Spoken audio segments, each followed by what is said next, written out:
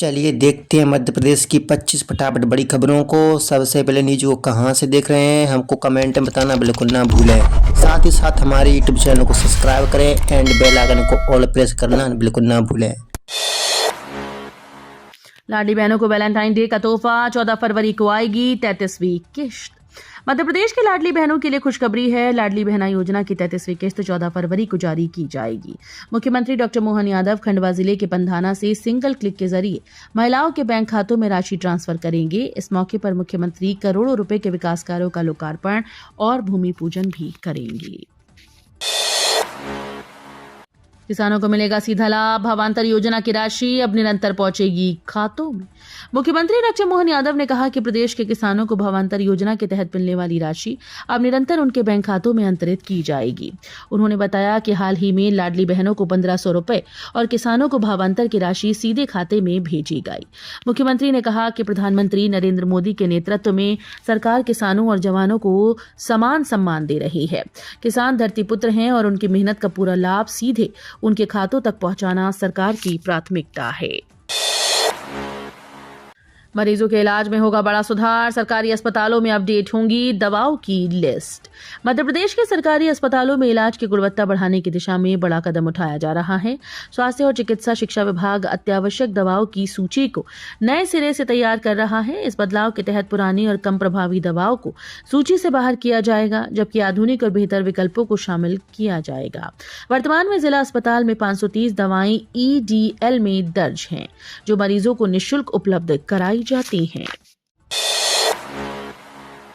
MP के किसानों को राहत। गेहूं का समर्थन मूल्य बढ़ाकर 2585 रुपए। मध्य प्रदेश सरकार ने किसानों को बड़ी राहत देते हुए गेहूं के समर्थन मूल्य में बढ़ोतरी का ऐलान किया है।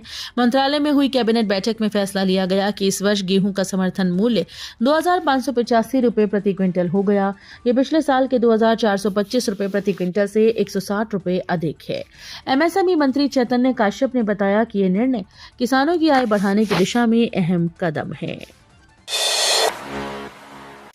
एमपी कैबिनेट का ऐतिहासिक फैसला। तलाकशुदा बेटियों को भी मिलेगा पेंशन का अधिकार। मध्य प्रदेश कैबिनेट ने महिला सशक्तिकरण की दिशा में बड़ा और ऐतिहासिक फैसला लिया। मुख्यमंत्री डॉक्टर मोहन यादव की अध्यक्षता में हुई बैठक में पेंशन नियमों में संशोधन को मंजूरी दी गई, जिसके तहत अब तलाकशुदा बेटियां भी अपने माता पिता की परिवार पेंशन का लाभ लेंगी। इस फैसले से हजारों महिलाओं को आर्थिक सुरक्षा मिलेगी। कैबिनेट बैठक में वित्तीय वर्ष 2026-27 के बजट को भी मंजूरी दी गई, जिसे 18 फरवरी को विधानसभा में पेश किया जाएगा। नक्सल मोर्चे के जाबाजों को सलाम। 60 जवानों को out of turn promotion. Madhya Pradesh में नक्सल मोर्चे पर अदम्य साहस दिखाने वाले जवानों को बड़ा सम्मान मिला। मुख्यमंत्री डॉक्टर मोहन यादव ने बालाघाट में आयोजित कार्यक्रम में 60 जाबाज जवानों को नियमों से हटकर समय से पहले पदोन्नति दी। मुख्यमंत्री ने नक्सली मुठभेड़ों में शहीद जवानों को श्रद्धांजलि अर्पित करते हुए अमर जवान ज्योति स्थापित करने की घोषणा की। उन्होंने कहा कि प्रदेश की शांति और सुरक्षा में जवानों का योगदान अमूल्य है। नकल नहीं भरोसा। एमपी परीक्षा केंद्रों पर रखी गई ईमानदारी की पेटी। मध्य प्रदेश में बोर्ड परीक्षा के पहले दिन ग्वालियर जिला प्रशासन की एक अनोखी और सराहनीय पहल सामने आई। जिले के सभी परीक्षा केंद्रों पर ईमानदारी की पेटी रखी गई, ताकि यदि कोई छात्र गलती से नकल की पर्ची लेकर आया हो तो वो बिना डरे उसे पेटी में डाल सके। इस पर किसी तरह की कार्रवाई नहीं होगी। छात्रों ने इस पहल की सराहना की। इसके साथ ही प्रशासन ने परीक्षा अवधि में केंद्रों के 100 मीटर दायरे में भीड़ जुटाने पर रोक सहित कई सख्त कदम लागू किए। आयुष्मान योजना की लिमिट बढ़ाने की मांग। सांसद ने लोकसभा में उठाया 20 लाख का मुद्दा। लोकसभा में सांसद ब्रजेंद्र ओला ने आयुष्मान भारत जन आरोग्य योजना में इलाज की सीमा बढ़ाने की जोरदार मांग उठाई। उन्होंने कहा कि मौजूदा 5 लाख की लिमिट गंभीर बीमारियों के इलाज के लिए नाकाफी है और इसे बढ़ाकर 20 लाख किया जाना चाहिए। सांसद ने योजना की पात्रता तय करने के लिए 2011 की सामाजिक आर्थिक जाति जनगणना के आंकड़ों पर भी सवाल खड़े किए। विकास की कीमत बना ट्रैफिक जाम। देवास बाईपास चौराहे पर घंटों फंसे हजारों वाहन। देवास में विकास कार्य आम लोगों के लिए बड़ी परेशानी बनते जा रहे हैं। इंदौर रोड बाईपास चौराहे पर बन रहे ब्रिज की धीमी रफ्तार के चलते मंगलवार को कई घंटे तक भीषण ट्रैफिक जाम लगा रहा। शिप्रा से बाईपास चौराहे तक हजारों वाहन फंसे रहे, जिससे लोगों को घंटों इंतजार करना पड़ा। हालात इतने खराब थे कि एम्बुलेंस तक जाम में अटक गई। दोपहर करीब 3:30 बजे जाम शुरू हुआ और धीरे धीरे वाहनों की कतार बढ़ती गई। इंदौर में दूषित पानी का कहर, भागीरथपुरा से मौत का आंकड़ा 35 पहुंचा। इंदौर के भागीरथपुरा इलाके में दूषित पानी से फैल रही बीमारी जानलेवा बनती जा रही है। सोमवार रात 75 वर्षीय शालिग्राम ठाकुर और मंगलवार सुबह 2 साल की मासूम रिया की मौत के बाद मृतकों की संख्या 35 तक पहुंच गई। पूरे क्षेत्र में दहशत और गुस्से का माहौल है। बताया जा रहा है कि 26 दिसंबर को उल्टी दस्त से पहली मौत हुई थी, लेकिन इसके बाद भी हालात नहीं सुधरे। लगातार लोग बीमार पड़ते रहे, जबकि जिम्मेदार विभाग समय रहते ठोस कदम उठाने में नाकाम रहे। एमपी को मिलेगा टाइगर टूरिज्म का बूस्टर, 4 रिजर्व जुड़ेंगे सेंट्रल इंडिया कॉरिडोर से।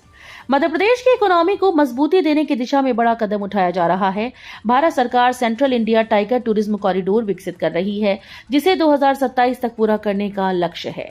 इस कॉरिडोर के तहत पेंच, कान्हा, बांधवगढ़ और पन्ना टाइगर रिजर्व को 4 लेन सड़क से जोड़ा जाएगा। इसका उद्देश्य बाघों का संरक्षण, आनुवांशिक विविधता बनाए रखना और मानव बाघ संघर्ष को कम करना है।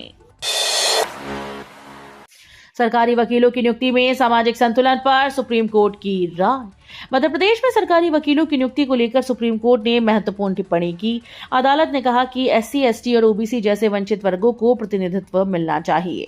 ये टिप्पणी सरकारी नियुक्तियों से जुड़ी एक याचिका पर सुनवाई के दौरान की गई। हालांकि शीर्ष अदालत ने यह साफ किया कि कानून में स्पष्ट प्रावधान न होने के कारण वो कोई बाध्यकारी निर्देश नहीं दे सकती। कोर्ट ने एडवोकेट जनरल से अपेक्षा जताई कि नियुक्तियों में सामाजिक समावेश और संतुलन को प्राथमिकता दी जाएगी। स्मार्ट मीटर उपभोक्ताओं पर मेहरबान बिजली कंपनी, 5 लाख को बिल में राहत। मध्य प्रदेश के बिजली उपभोक्ताओं के लिए राहत भरी खबर है। मध्य क्षेत्र विद्युत वितरण कंपनी ने जनवरी महीने के बिजली बिल में बड़ी छूट दी। इस फैसले से करीब 5 लाख उपभोक्ताओं को फायदा मिला, जिनमें अकेले भोपाल वृत्त के लगभग 3 लाख उपभोक्ता शामिल हैं। कंपनी ने स्मार्ट मीटर उपभोक्ताओं को सोलर आवर के दौरान बिजली खपत पर 20% तक की छूट दी। महाशिवरात्रि पर श्रद्धालुओं को सौगात, सीहोर स्टेशन पर 21 ट्रेन का विशेष स्टॉप है। महाशिवरात्रि और कुबेरेश्वर धाम में लगने वाले रुद्राक्ष महोत्सव को लेकर रेलवे ने श्रद्धालुओं के लिए खासा इंतजाम किए हैं। बढ़ती भीड़ को ध्यान में रखते हुए सीहोर रेलवे स्टेशन पर 21 जोड़ी मेल, एक्सप्रेस और सुपरफास्ट ट्रेन का स्थायी ठहराव दिया गया। ये सुविधा 13 फरवरी से 22 फरवरी 2026 तक लागू रहेगी। पश्चिम रेलवे रतलाम मंडल ने बताया कि इस व्यवस्था से कुबेरेश्वर धाम पहुंचने वाले श्रद्धालुओं को यात्रा में राहत मिलेगी। शहडोल में कांग्रेस का शक्ति प्रदर्शन, गिरफ्तारी के विरोध में कलेक्ट्रेट घेरा। शहडोल में कांग्रेसी कार्यकर्ताओं की गिरफ्तारी को लेकर सियासत गर्मा गई। कांग्रेस नेताओं और कार्यकर्ताओं ने कलेक्ट्रेट परिसर में धरना देकर प्रशासन के खिलाफ नारेबाजी की। जिला कांग्रेस अध्यक्ष अजय अवस्थी के नेतृत्व में इस प्रदर्शन के दौरान जन सुनवाई प्रभावित रहे। एमपी में एजी कार्यालय की नियुक्तियों पर आरक्षण नहीं, एससी का बड़ा फैसला। मध्य प्रदेश में एडवोकेट जनरल और उनके कार्यालय में नियुक्त लॉ ऑफिसर्स की नियुक्तियों को लेकर सुप्रीम कोर्ट ने बड़ा फैसला सुनाया। कोर्ट ने यह स्पष्ट किया कि इन पदों पर एससी, एसटी, ओबीसी आरक्षण लागू नहीं होगा, क्योंकि ये नियुक्तियां सरकारी सेवा नहीं बल्कि प्रोफेशनल अनुबंध के आधार पर की जाती हैं। इससे पहले मध्य प्रदेश हाईकोर्ट भी एजी जैसे पदों पर आरक्षण की मांग को खारिज कर चुका है। एमपी बजट 2026-27 पर सीएम मोहन यादव का फोकस, विकास के साथ कल्याण का संतुलन। मध्य प्रदेश के मुख्यमंत्री डॉक्टर मोहन यादव ने संकेत दिए कि वर्ष 2026-27 का बजट प्रदेश के हर वर्ग और हर क्षेत्र के विकास पर केंद्रित होगा। मंत्रालय में बजट प्रस्तावों के प्रेजेंटेशन के दौरान मुख्यमंत्री ने इसे वर्तमान जरूरतों के अनुरूप संतुलित और दूरदर्शी बताया। उन्होंने कहा कि बजट में जन कल्याण, आधारभूत संरचना और आर्थिक मजबूती को समान प्राथमिकता दी जाएगी। 17 फरवरी को दिल्ली में एमपी की परफॉर्मेंस पर नजर, सहकारिता सम्मेलन में अमित शाह करेंगे समीक्षा। मध्य प्रदेश के लिए 17 फरवरी का दिन अहम होने वाला है। नई दिल्ली में आयोजित सहकारिता सम्मेलन में केंद्रीय गृह और सहकारिता मंत्री अमित शाह राज्यों के सहकारिता विभागों के कामकाज की समीक्षा करेंगे। इस दौरान सहकारी योजनाओं के क्रियान्वयन और नवाचारों पर भी विस्तार से चर्चा होगी। सम्मेलन में मध्य प्रदेश के सहकारिता मंत्री विश्वास सारंग भी शामिल होंगे। साइबर ठगी से बचाव का नया तरीका, सरकारी दफ्तरों में लगेंगे क्यूआर कोड। प्रदेश में बढ़ते साइबर अपराधों पर लगाम लगाने के लिए राज्य सरकार सेल ने नई पहल शुरू की। अब सरकारी दफ्तरों और सार्वजनिक स्थानों पर विशेष क्यूआर कोड लगाए जाएंगे। क्यूआर कोड स्कैन करते ही लोगों को साइबर ठगी से बचने के उपाय, ठगी होने पर तुरंत क्या करना है और कहां शिकायत दर्ज करनी है, इसकी पूरी जानकारी मिलेगी। इतना ही नहीं, शिकायत पोर्टल का सीधा लिंक भी खुलेगा। एमपी के सरकारी अस्पतालों में 23-24 फरवरी को आउटसोर्स कर्मियों की हड़ताल। मध्य प्रदेश के शासकीय अस्पतालों में कार्यरत आउटसोर्स स्वास्थ्य कर्मचारी 23 और 24 फरवरी को सामूहिक अवकाश पर रहेंगे। कर्मचारियों का कहना है कि लंबे समय से लंबित मांगों पर सरकार ने कोई ठोस निर्णय नहीं लिया, जिसके चलते आंदोलन का रास्ता अपनाना पड़ा। मध्य प्रदेश संविदा आउटसोर्स स्वास्थ्य कर्मचारी संघ ने चरणबद्ध आंदोलन तेज करने का ऐलान किया है। ग्वालियर में रेंटल स्कैम का नया खुलासा, सरकारी ठेके के नाम पर 4 करोड़ की गाड़ियां गायब। ग्वालियर में सरकारी विभागों में किराए पर गाड़ियां लगाने के नाम पर एक और बड़ा फर्जीवाड़ा सामने आया। सिटी सेंटर के पटेल नगर निवासी हिमाचल शर्मा ने लोगों को सरकारी विभागों और बड़ी कंपनीज में वाहन लगवाने का झांसा देकर करीब 35 गाड़ियां हड़प ली। कार, ट्रैक्टर और ट्रक तक शामिल इन वाहनों की कीमत करीब 4 करोड़ रुपए बताई जा रही है। आरोप है कि कुछ गाड़ियां गिरवी रखकर कर्ज लिया, जबकि कुछ को बेच दिया। पीड़ितों की शिकायत पर पुलिस जांच में जुटी है। भोपाल में आधार संकट, 57,000 बच्चों का बायोमेट्रिक अपडेट लंबे।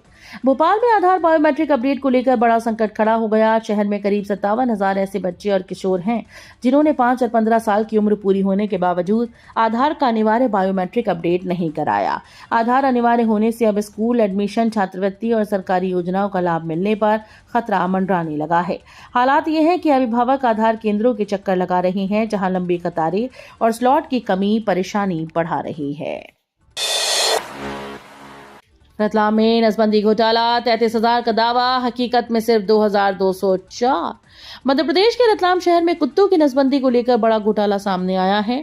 लोकायुक्त की जांच पूरी होने के बाद संभागायुक्त ने नगर निगम आयुक्त से जवाब तलब किया।